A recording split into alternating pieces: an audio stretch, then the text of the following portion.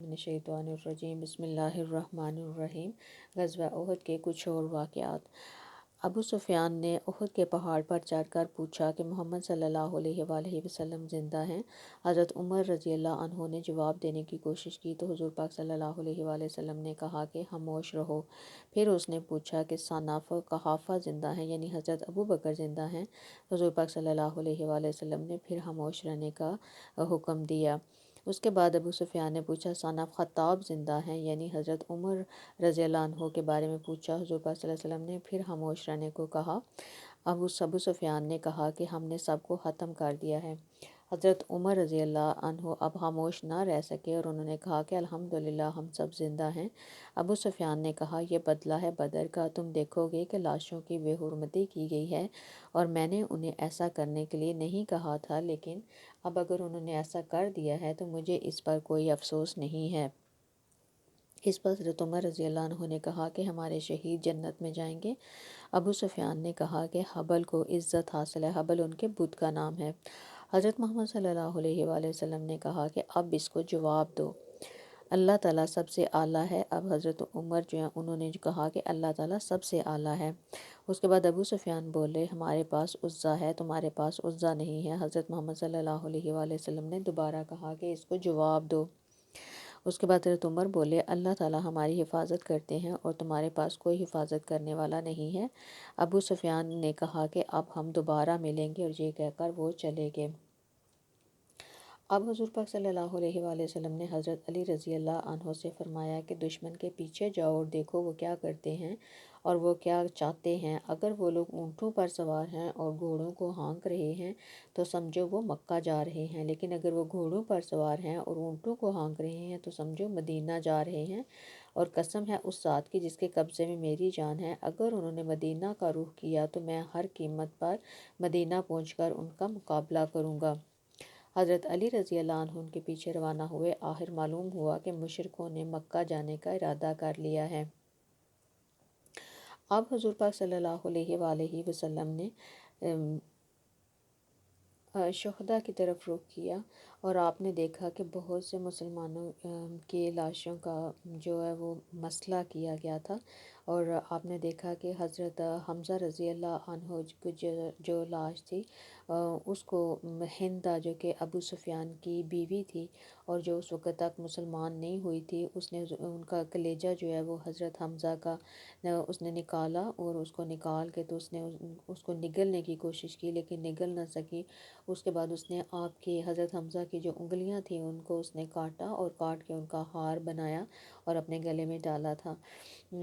جب حضور پاک صلی اللہ علیہ وآلہ وسلم نے حضرت حمزہ کی جو اس طرح ان کی لاش تھی، جو ان کی ڈیڈ باڈی تھی، اس کو دیکھا تو آپ صلی اللہ علیہ وآلہ وسلم نے فرمایا کہ اس جیسا تکلیف دہ منظر میں نے کبھی نہیں دیکھا، کیونکہ ان کا پیٹ چاک تھا اور ناک کان جو وہ بھی کاٹے ہوئے تھے، اور آپ کا پیٹ جو ہے وہ بھی چاک کر کے اس میں سے اس نے ہندہ نے جو ہے وہ آپ کا کلیجہ نکالا تھا۔ تو پھر حضور پاک صلی اللہ علیہ وآلہ وسلم جو ہے وہ بہت زیادہ روئے تھے۔ حضرت عبداللہ بن مسعود رضی اللہ عنہ فرماتے ہیں کہ ہم نے حضور پاک صلی اللہ علیہ وآلہ وسلم کو اتنا روتے ہوئے کبھی نہیں دیکھا جتنا آپ حضرت حمزہ رضی اللہ عنہ کی لاش پر روئے تھے۔ اس کے بعد حضرت محمد صلی اللہ علیہ وآلہ وسلم نے حضرت زبیر رضی اللہ عنہ سے فرمایا کہ اپنی والدہ کو اس طرف نہ آنے دینا، وہ حضرت حمزہ کی جو لاش ہے نعش ہے اس کو نہیں دیکھ پائیں گی۔ اور حضرت زبیر رضی اللہ جو ہیں ان کی والدہ کا نام حضرت صفیہ تھا، اور حضرت صفیہ اور حضرت حمزہ جو ہیں یہ دونوں سگے بہن بھائی تھے۔ یہ حضرت صفیہ جو ہیں حضور پاک صلی اللہ علیہ وسلم کی پھوپھی تھی۔ اب جب حضور پاک صلی اللہ علیہ وسلم نے حکم دیا ہے تو وہ مدینہ منورہ کی طرف گئے ہیں۔ حضرت زبیر رضی اللہ جو ہیں اور اس طرف سے حضرت صفیہ رضی اللہ جو ہیں رضی اللہ عنہا وہ آ رہی تھی، انہیں دیکھتے ہی بولے کہ جو حضرت زبیر ہیں انہوں نے اپنی والدہ سے کہا کہ آپ واپس چلے جائیں۔ اس پر حضرت صفیہ رضی اللہ عنہا نے بیٹے کے سینے پر ہاتھ مارا اور فرمایا میں کیوں واپس چلی جاؤں؟ مجھے معلوم ہوا ہے کہ میرے بھائی کی لاش کا مسئلہ کیا گیا ہے، مگر مجھے پتہ ہے کہ سب خدا کی راہ میں ہوا ہے، میں انشاءاللہ صبر کا دامن ہاتھ سے نہیں جانے دوں گی۔ ان کا جواب سن کر حضرت زبیر رضی اللہ عنہ نے ان کو کہا کہ حضرت محمد صلی اللہ علیہ وآلہ وسلم نے کہا ہے کہ آپ اس طرف نہ آئیں۔ یہ سن کر وہ چپ ہو گئیں اور پھر انہوں نے کہا کہ میں یہ دو کمبل لے کے آئی ہوں کہ ان میں جو حضرت حمزہ رضی اللہ کی جو لاش ہے ان کو تم نے ان میں دفنانا ہے۔ اب حضرت زبیر جو ہیں وہ کہتے ہیں کہ میں جب آیا ہوں واپس اور میں نے دیکھا ہے کہ حضرت حمزہ جو ہے ان کی میں نے لاش کو ڈھونڈا ہے، اور ان کے ساتھ ہی ایک انصاری جو تھے ان کی لاش تھی اور ان کے پاس بھی کوئی کفن نہیں تھا۔ تو وہ کہتے ہیں کہ پھر میں نے جو ایک چادر جو ہے ان کو دے دی ہے، اور ایک چادر جو ہے اسے میں نے حضرت حمزہ جو ہیں ان کو، ایک جو انہوں نے حضرت صفیہ رضی اللہ عنہا نے جو کمبل دیے تھے دو، ان میں ایک میں حضرت حمزہ رضی اللہ کو دفن کیا، اور ایک جو ہے اس میں جو ان کے ساتھ انصاری صحابی تھے ان کو ان کے لیے کمبل استعمال کیا۔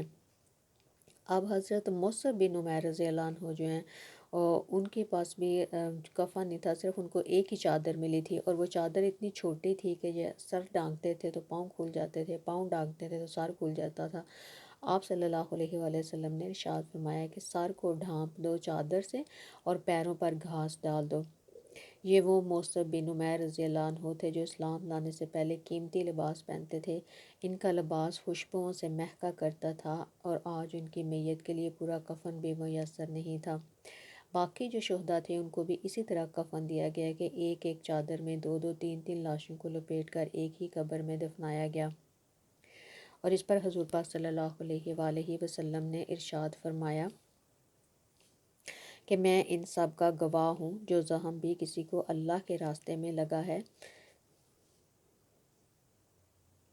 اللہ تعالیٰ قیامت کے دن اس زخم کو دوبارہ اس حالت میں پیدا فرمائیں گے کہ اس کا رنگ خون کے رنگ کا سا ہوگا اور اس کی خوشبو مشک جیسی ہوگی۔ اور غزوہ احد کے شہداء کو جب سب کو دفنا دیا گیا اور ان کو دفنانے کے بعد حضور پاک صلی اللہ علیہ وآلہ وسلم نے ان کے حق میں دعا فرمائی ہے۔ اب شہداء کو دفنانے کے بعد جو ہے وہ مسلمانوں نے مدینہ کا رخ کیا ہے۔ اب مدینہ میں کیا حالات ہوئے جا کر، یہ میں آپ کو انشاءاللہ تعالیٰ اگلی دفعہ بتاؤں گی۔ تب تک کے لیے السلام علیکم ورحمۃ اللہ وبرکاتہ۔